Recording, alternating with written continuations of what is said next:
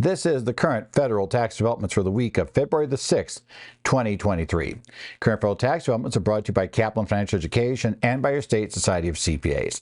Med Zollers, and we're going to look at a few developments that took place over the past week in the area of federal taxes. And we actually had a couple of IRS announcements late in the week.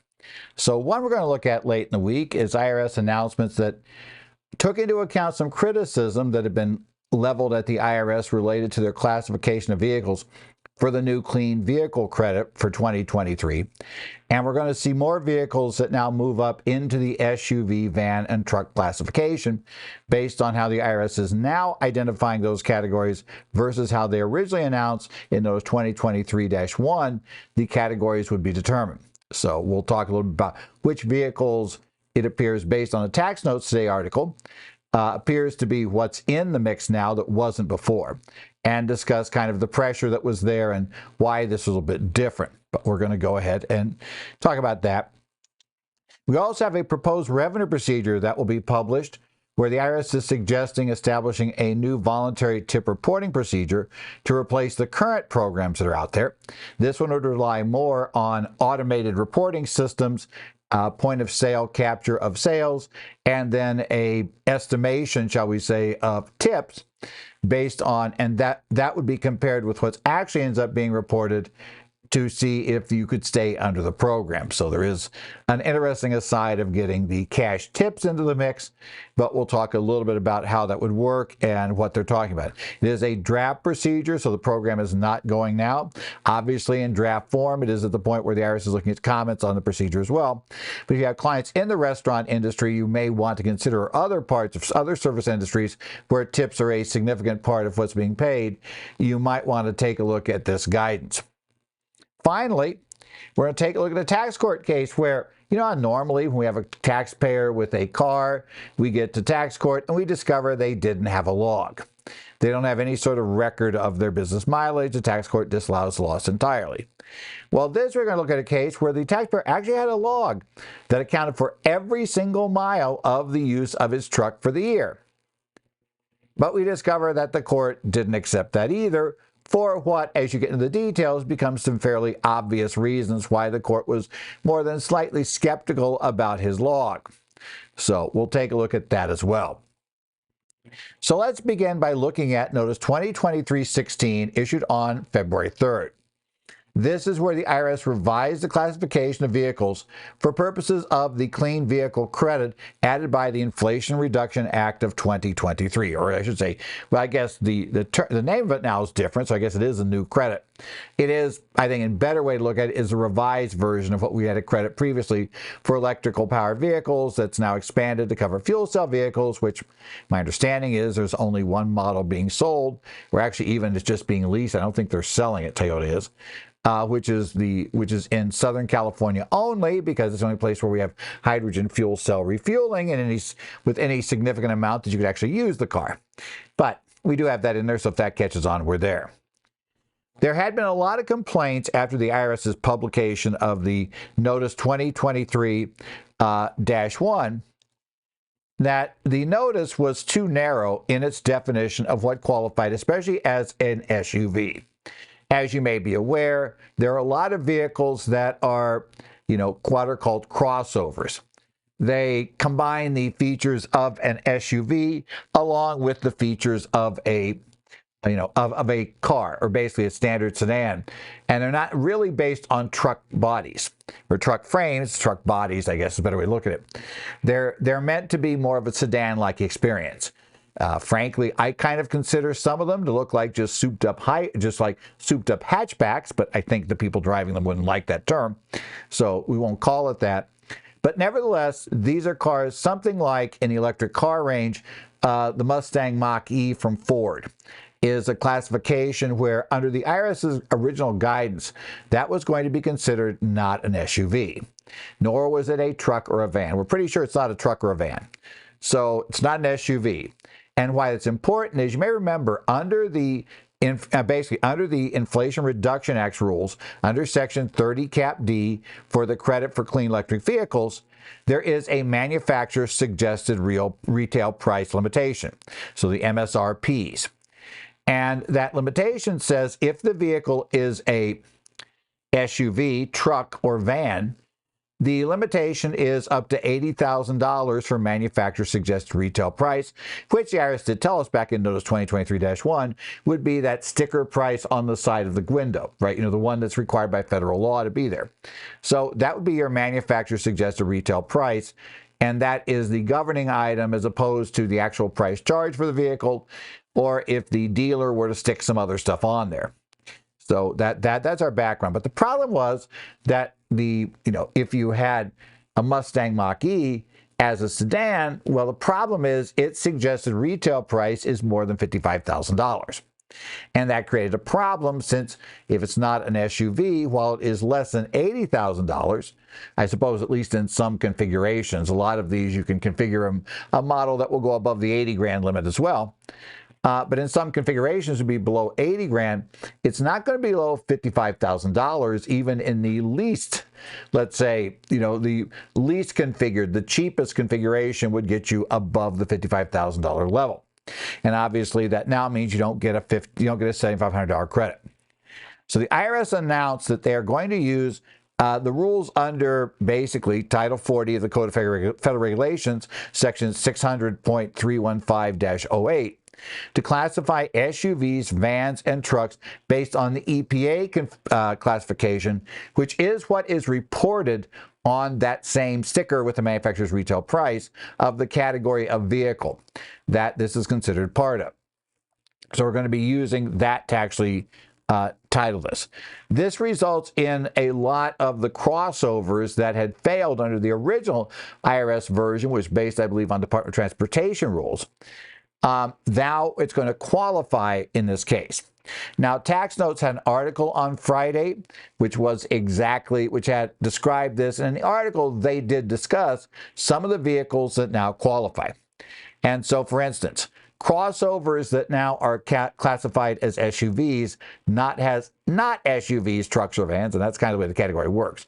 You're either one of those three or you're not one of those three, and the not category is the $55,000 limit. One of those three is the $80,000 limit.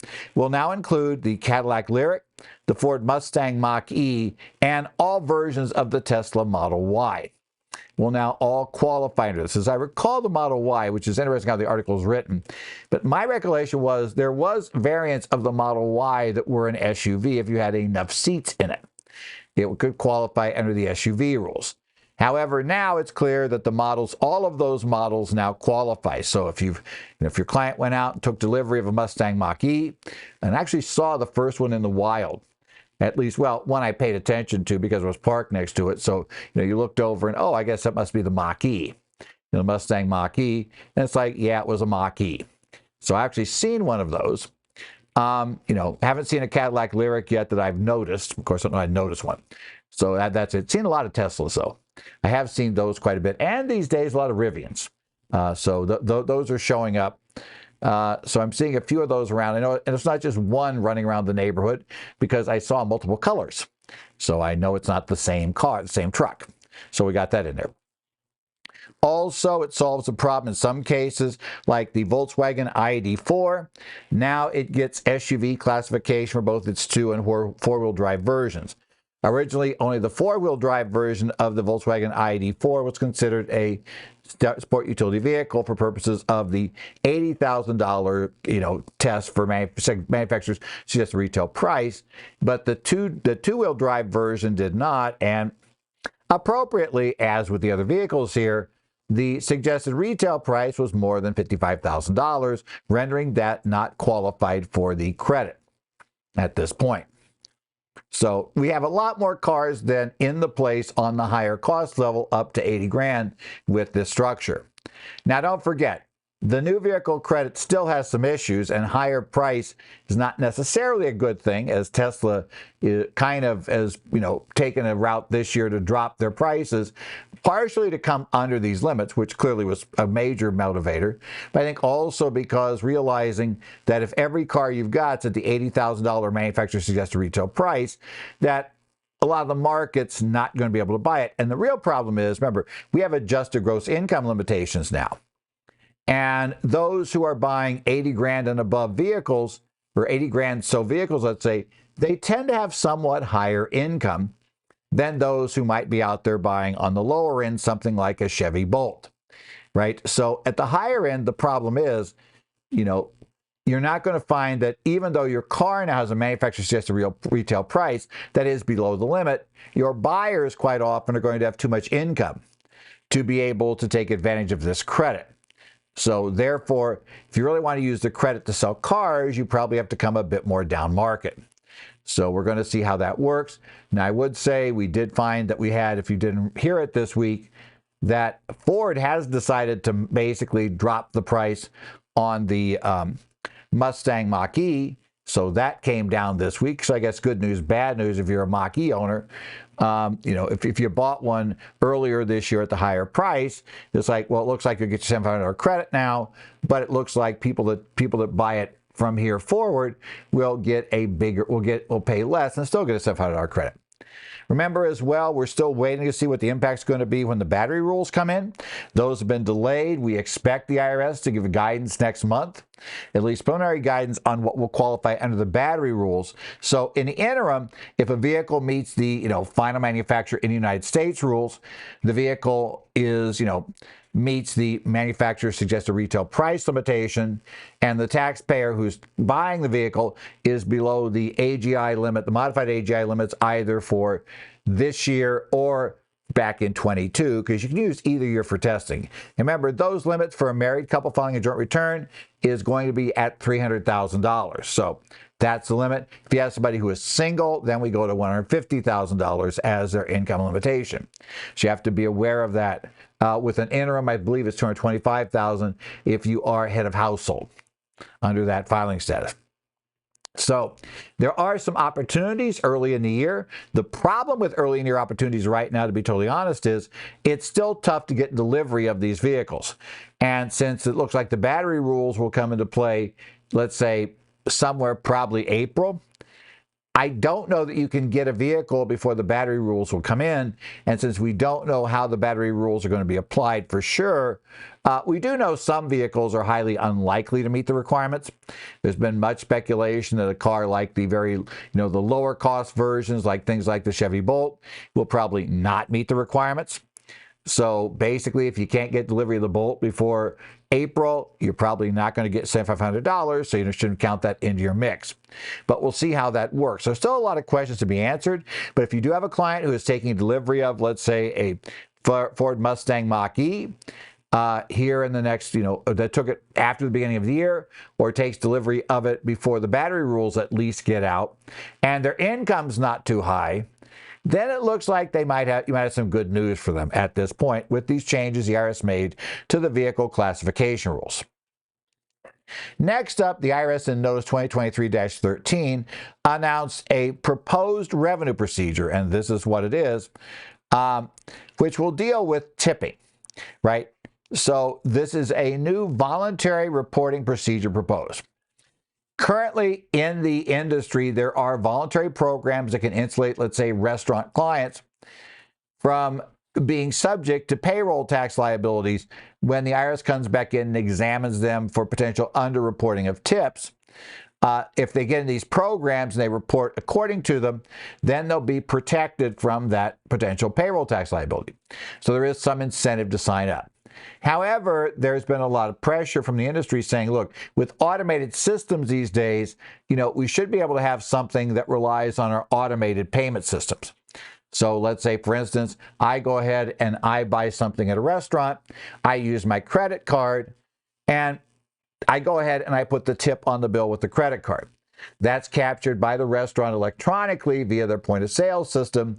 And they're saying we should be able to effectively if we have that in place and we report a reasonable amount, or our employees report a reasonable amount of cash tips, then, we should get this protection under programs like that. So the IRS is proposing this new program, because everything's got to have a new acronym, will be called SITCA, or SITCA, which stands for Service Industry Tip Compliance Agreement.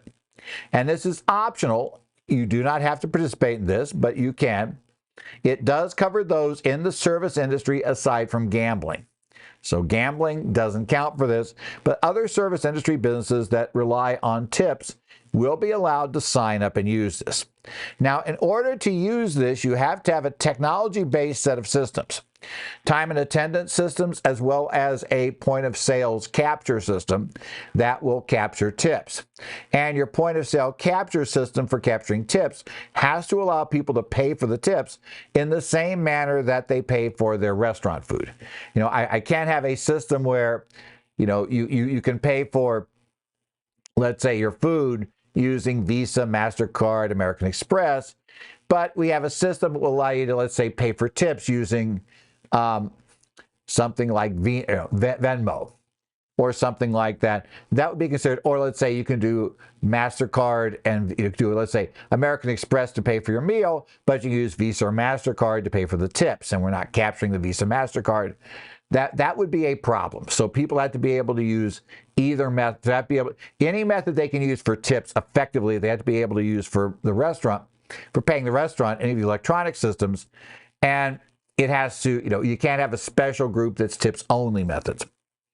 As well, you have to have a reasonable amount of, essentially report reasonable minimums of tip minimums based on cash. And they do describe it, they're going to be working on systems to make it. They indicate they do understand that cash tips tend to be lower than tips on credit cards. So they're going to have methods that they'll consider to do that. But if a restaurant ends up reporting in and the total tips reported by their employees are based on their point of sale tips, and then the adjustment will compute, that will be able to come up under IRS's methods for a reasonable adjustment for cash tips. If it's less than that total, then they're, or whatever the IRS gives you a sign of, supposedly I would assume the IRS is going to give us a low cash tip option that we got to come in above. If you come in below that number, you'll be out of the program and you'll lose your protection. So there is some incentive to make sure that employees are educated. You have to have education programs in place, and the employer is probably going to be a little insistent to make sure they actually get reported. So we'll see how that works. Again, at this point in time, it simply is a proposed revenue procedure. These sorts of things, sometimes the IRS implements them and sometimes they don't. So I wouldn't go get all ready for this to happen, but the IRS did indicate that there had been some basically comments from the restaurant industry that suggested it would be a good idea if they went down a system that recognized the value of these automated reporting systems and allowed them to lean more heavily on those for purposes of showing adequate restaurant tips. And basically it's going to say that, yeah, you can rely on that entirely for your tips that are going to be credit card based, and we'll then talk about, what's a reasonable cash amount that we'd expect to be in there. At least this much in cash tips should be there, given the history we have for what's being paid under credit card-based payments. So we'll see how that goes. Finally, we have the case of Craddock versus Commissioner Tax Court Summary Opinion 2023-4. This one came out on January the 30th. And this one is kind of interesting because we're going to look at the issue under 274D. And the question the taxpayer had was, the taxpayer had a job, but in addition, he ran a business on the side. Now, this business on the side had, I think it was over $34,000 of expenses reported on his return, but he only had $1,000 worth of income. He's trying to sell these programs. And obviously, the court's going to be somewhat suspicious there anyway. But he did have a lot of auto mileage. In fact, as I recall, about 2/3 of his expenses that he claimed on this business were expenses of driving his pickup truck around, supposedly to go out and market this program to various potential buyers. Obviously, he wasn't very good at selling it because, as we noted, he only had 1,000 in sales for the year. The math wasn't working. But he did have a mileage log. 9 out of 10 times when you see these cases, you end up with a taxpayer that the court immediately says there was no contemporaneous log maintained. They didn't provide that information to us. Again, the Congress said under 274D that if you don't have a contemporaneous documentation of travel expenses, of which auto mileage is one of those types of travel expenses, then no deduction will be allowed. And that documentation has to tell us the dates, times, and the business that was conducted, nature of the business, etc. All that sort of stuff has to be available and documented contemporaneously. The courts have allowed you to go to third-party documents, and they do indicate, and this will come up in this case, that if all we have is the taxpayer's self-serving testimony about this, that they won't necessarily follow that. But initially it seems like, well, this is going to be a great idea. He has a log. It accounted for every single mile down to the mile. So this seems good, but I think some of you might be, yeah, and it seems unrealistic. How'd that happen? It's like, you normally people qualify under having it for a couple of months or something, however long get them to do it before they give up. But you do have some options to let you do it based on let's say a run of 2 or 3 months. You get the numbers from that, and you can extrapolate that over the years of business versus non-business use. But this guy had the whole thing, so it seems like, well, that's great. But here's the problem. It turns out that in documenting things like the fuel he bought and other stuff for his expenses related to this car, well, he used bank statements to back this up, which is fine. I mean, that's what you could do. Contemporaneous bank statements are fine. But it turns out there were a couple of problems in there. First thing is, the log itself was internally inconsistent. That is, he had one entry in the log where he supposed he was in a different city in a different state for 3 days. However, his bank statement had him buying gas in a different state in the middle of that trip, and this was not a location where they were sitting on the border. I mean, it'd be one thing if you're in Texarkana, Arkansas, or Kansas City, Missouri, Kansas. Yes, I could see switching states and getting your gas in a different state. But if you're sitting someplace, like let's say here in Phoenix, if you came to Phoenix for 3 days, but supposedly on Tuesday you got your gas refilled in Salt Lake City, that suggests that maybe you weren't in Phoenix. And maybe the log has you in the wrong place. Well, he did admit at trial that he might have written down the wrong date. Turns out then the court went and looked at the actual bank statements. And in the bank statements, we have multiple bank statements entries. They had a number of them that, again, had him buying gas, because, again, this was to document his gas purchases, his fuel purchases, that had him buying gas in a different state than the log claimed he was in on that day. Right? And, I mean, there was no way to reconcile how he would have bought gas in state A when he was supposedly in state B. It suggested strongly that, in fact, he was he never went to state B. Or what is probably also very likely is that the log was something he reconstructed after the fact, and therefore, having pulled that together, obviously it wasn't going to be consistent with the bank statement, and it probably never occurred to him that the IRS would look at those two things. Hint, they look at those sorts of things because they realize they expect that this perfect log almost certainly was made up. Why? Because real people don't tend to have these perfect logs that document every single mile. It's rare you're going to find a person that detail-oriented. And we should say for the other expenses with his business, they were disallowed because he really couldn't document how he came up with those numbers. So Mr. Craddock wasn't exactly showing he's a super detail-oriented person, which made it even more unlikely, as a service to figure out on exam, that somehow he couldn't handle details of things like expenses for other things he did in the business, couldn't figure out how those numbers were come up, couldn't give them any list of how he had arrived at those numbers, but somehow he'd be perfect on the auto logs. Yeah, it suggests if you dig a bit, you're going to find something that's going to show internal inconsistencies, and that what appeared initially to be a pristine, well, except for that one set of entries that were inconsistent, but everywhere else looked like a nice, pristine auto log. It's like, nope, it seems to be a problem. Other problem he had is on that log, he admitted at trial, they asked him, well, you got this job, right? And you worked there. So didn't you drive your truck to your regular W-2 job, which is not going to be deductible on Schedule C? And he had to admit he did. And didn't you never drove any personal use of this truck? You never went on, I went on errands and stuff like that. And the court noted that, well, his log never really seemed to indicate any use that was for, it didn't indicate the trips that were for his company, I should say the W-2 job trips, which would be non-deductible commuting, nor did it indicate the trips that were there on personal errands, which also would not have been deductible. So because of that, despite having a complete log, Mr. Craddock ended up not getting any deduction allowed for the auto expenses for his business. And as I said, he also lost all the other expenses because he had no backup records for those, which, as I said, that in itself probably made the IRS and the court very skeptical about, well, how could he have perfect auto records if he can't keep the records straight for things that are way simpler, supposedly to keep records straight on. And yeah, it turns out he didn't. So that's how this one worked out. Remember, 274D is one of those rules where you absolutely have to have the backup.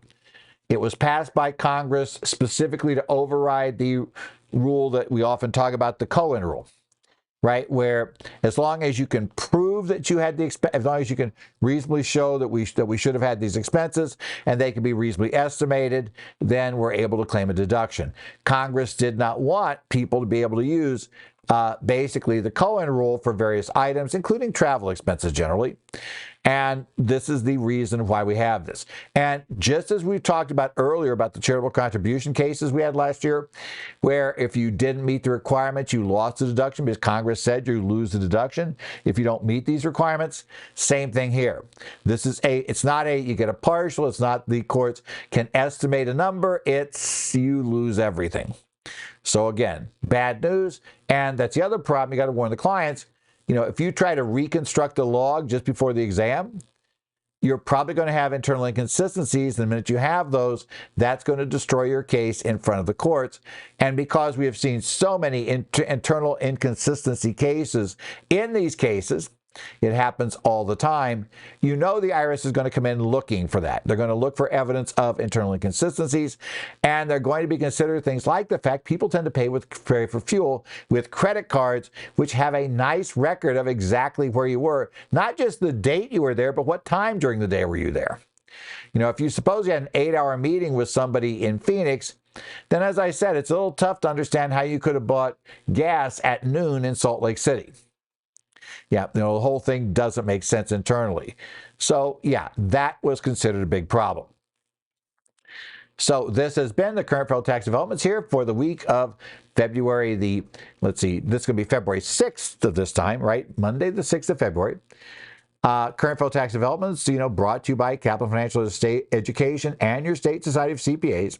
If you have questions, you can email me, edzollers@currentfederaltaxdevelopments.com. I am on the road running around doing a few things right now, so I may be a little fun to get any attention from this week, fair warning, because I have to have a couple of days for my last in-firm session for this year, and that is out of town this time. So I've had a number of in-firms that were still being done remotely. I think firms figured out that if you do that, you don't have to pay for any travel. And travel's not cheap these days. It's become much more expensive. And the other thing they figure out is, you don't have to pay for me per diem. And so those are things they do. There are, though, a few people, like the group I'll be seeing this week, that are now getting back to at least partially in person, although in a lot of these cases, we're still broadcasting to some people who are working from home or on the road or maybe at client locations for that time, or they're out on the road. So we are doing a lot more of that remote as well. But in any event, we'll do that. I'll also be monitoring the posts on the Arizona Society of CPAs, New Jersey Society of CPAs, Minnesota Society of CPAs, and Illinois Society of CPAs, and Washington Society of CPAs, Connect sites. And I do also look in from time to time on the Idaho Society. So if you have any questions on those sites, you can post your questions in their groups. And if I see them and I think I can respond somewhat useful, I may give you some information on that.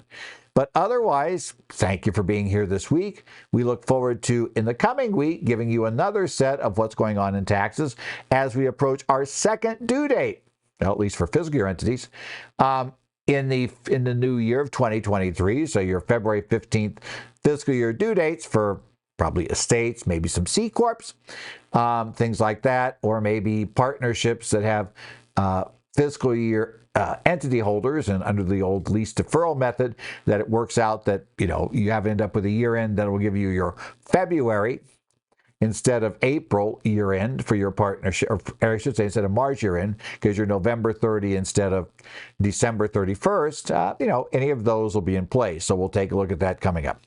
Otherwise, like I said, I'll see you next week here on Current Federal Tax Developments.